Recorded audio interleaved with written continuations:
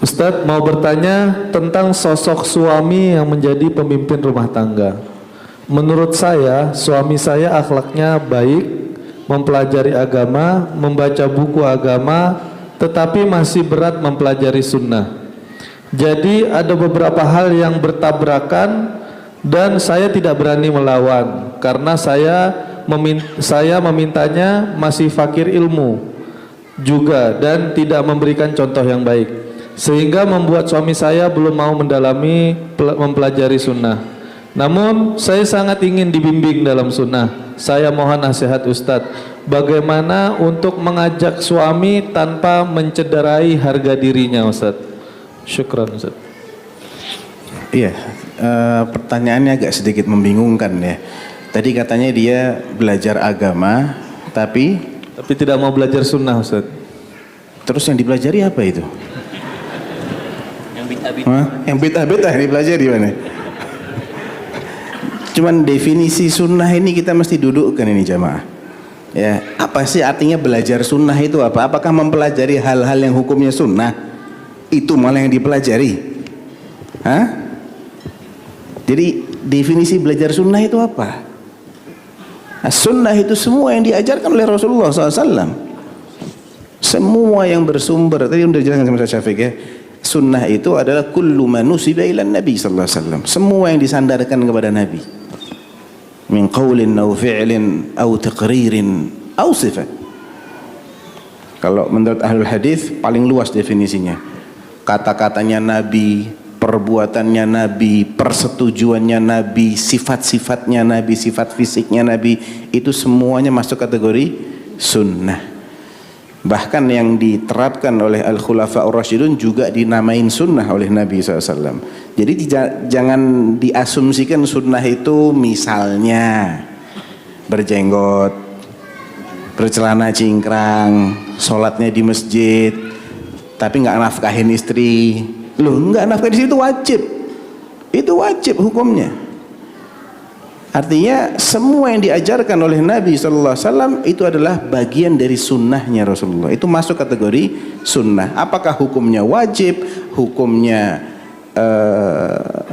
mustahab, ya, dianjurkan, termasuk yang dilarang oleh Nabi itu bagian dari sunnah. Kita wajib menjauhi kalau itu dilarang oleh Nabi. Yang dimakruhkan berarti hukumnya makruh, atau yang dibolehkan.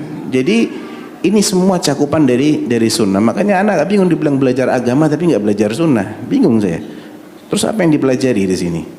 Kalau yang dimaksud dia belum mengamalkan sunnah yang hukumnya sunnah, ya, tapi dia sudah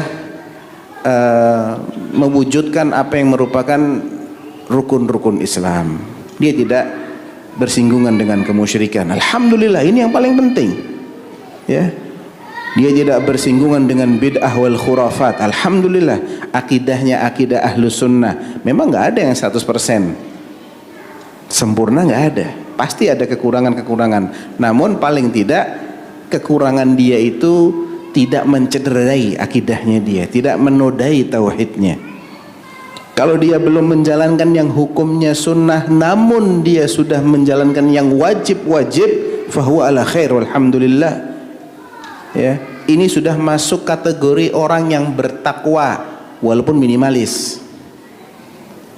Ya, faminhum muqtasid. Ya, tadi disebut oleh saya kan, "Tsumma awrasna al-kitaba alladziina astafaina min ibadina." Ada kalanya dia masih mencampurkan antara yang maksiat, ada sebagian masih dia kerjakan, ada juga sunnah-sunnah dia amalkan. Sebagian yang wajib dia kerjakan, sebagian yang wajibnya lagi belum dia kerjakan. Ini namanya zalimun li nafsi. Dia masih menzalimi dirinya sendiri. Ada yang muqtasid, minimalis banget dia. Dia hanya kerjakan yang wajib-wajib saja. Minus yang sunnah-sunnah, yang hukumnya sunnah maksudnya. Dia tinggalkan yang haram-haram saja, minus yang makruh-makruh. Yang makruh masih dia kerjakan, tapi yang agar dia menambah selain yang wajib-wajib, dia tambah juga yang sunnah-sunnah. Tapi kalau dia nggak mau, ya namanya juga sunnah, jangan dipaksa lah. Apa artinya sunnah? Ma uthiba fa'iluh walam yu'aqab tarikuh. Sesuatu yang kalau dikerjakan dia dapat pahala, Tapi kalau nggak dikerjakan dia nggak akan disiksa, nggak akan dihukum di akhirat.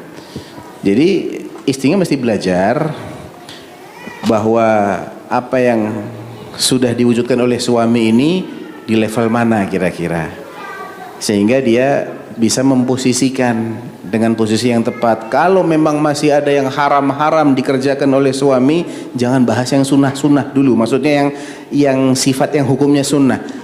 Stressingnya ke yang haram-haram dulu aja. Kalau mau mendakwahi itu, dia masih melakukan yang haram, ajak dia supaya menghentikan, mengurangi. Syukur-syukur meninggalkan 100%. Ya. Kalau masih ada kewajiban yang dia tinggalkan, jangan nyuruh dia untuk mengamalkan yang sunnah-sunnah, yang hukumnya sunnah. Tapi ajak dia untuk menunaikan kewajiban yang mesti dia tinggalkan. Itu yang paling penting. Jadi kita mesti tahu skala prioritas di sini. Jadi karena pertanyaan tadi agak membingungkan terus terang, jawabannya kurang lebih kira-kira begitu ya. Cara dakwahinya supaya tidak merasa digurui misalnya, atau tidak merasa tersinggung. Pertama, dakwahi dengan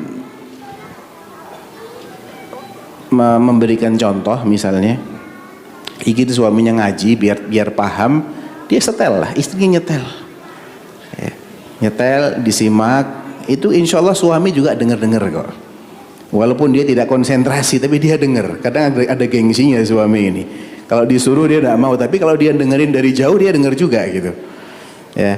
Atau misalnya minta tolong kepada orang yang dekat dengan si suami, yang didengar kalau ngasih nasihat, minta tolong, pinjem mulutnya orang lain untuk menasehati si suami tadi ya.